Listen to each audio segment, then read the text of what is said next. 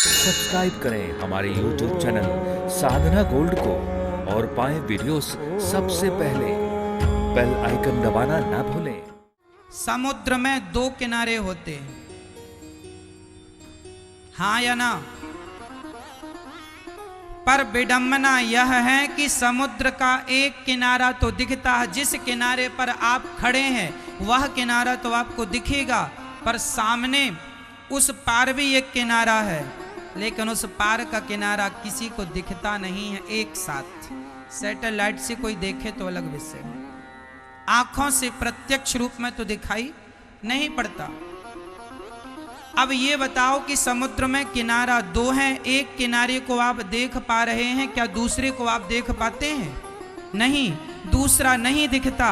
अच्छा, नहीं दिखता इसका अर्थ ये नहीं है कि नहीं है, दूसरा किनारा भी है पर वो नजर नहीं आ रहा है। उसी प्रकार जब तुम्हारा जन्म हुआ था तो ये पहला किनारा था, पर दूसरा किनारा भी साथ ही है, जिसे मृत्यु कहते हैं। जन्म तो सबका दिख रहा है पर मृत्यु का किनारा नजर ही नहीं आ रहा है, जबकि ये किनारा भी है। कब तक बचोगे?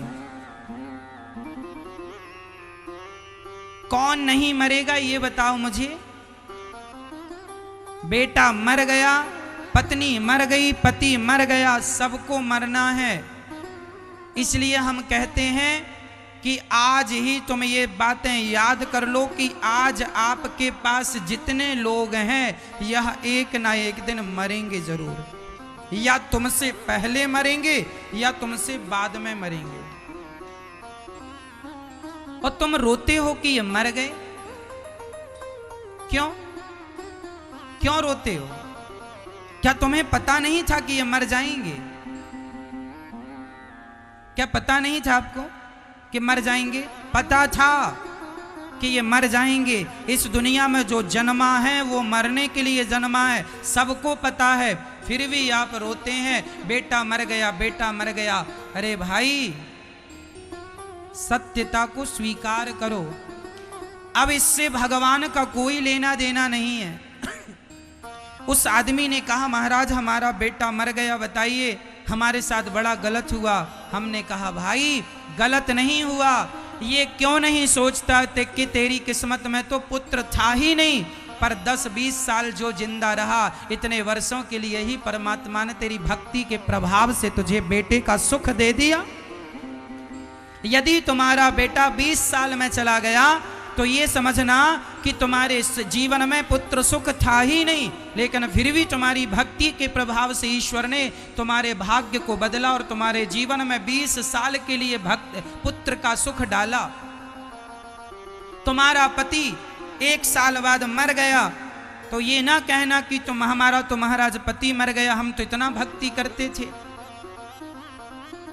तुम्हारे जीवन में पति का कोई सुख था ही नहीं, पर तुमने जो पुण्य किया, भक्ति की, उसके बल पर 1 साल तक के लिए तुम्हें पति का सुख मिला।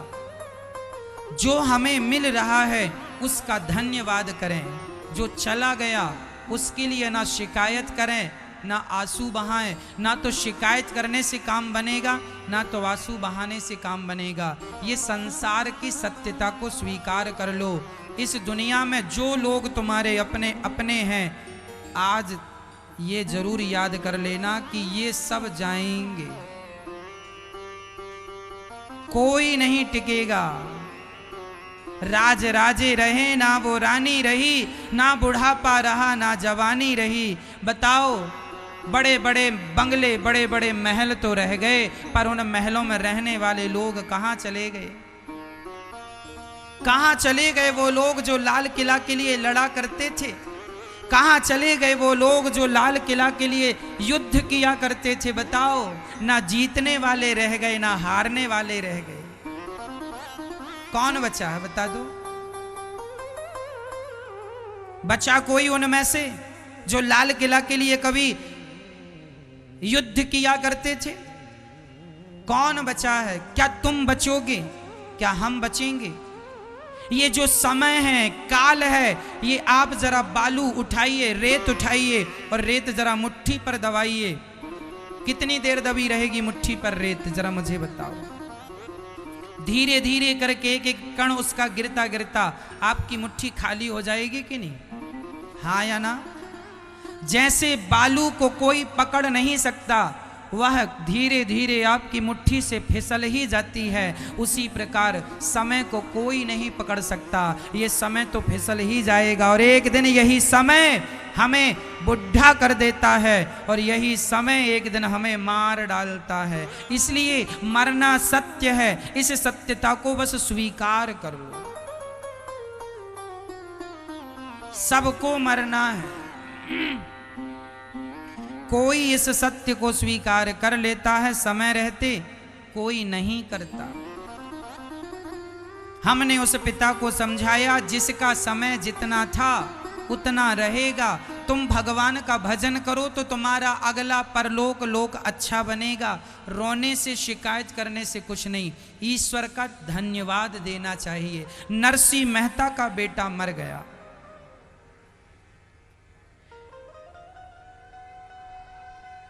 नरसिंह मेहता से किसी ने कहा क्यों, तुम तो इतने बड़े भक्त हो, तुम्हारा बेटा मर गया।